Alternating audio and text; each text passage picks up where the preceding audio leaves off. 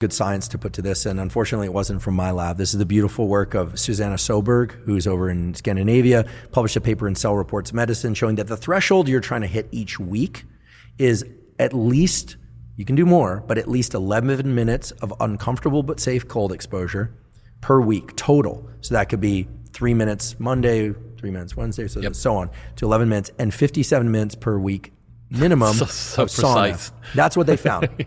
What did they find? Increases brown fat thermogenesis, thereby metabolism, thereby comfort being, in cold, et cetera. Clearly there's a resilience effect.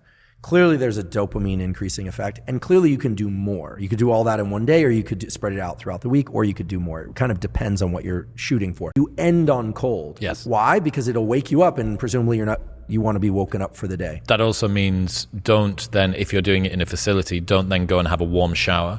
Right. Once you finished. Right. Coolish shower is fine because you want to clean off often. You get mold growing in a freezer, which is kind of freaky to think about, but you really can. It's never going to grow in a sauna. Never going to grow if it gets hot enough. Now, there is what I call the Soberg Principle, which is if you are using deliberate cold exposure to increase metabolism, end on cold.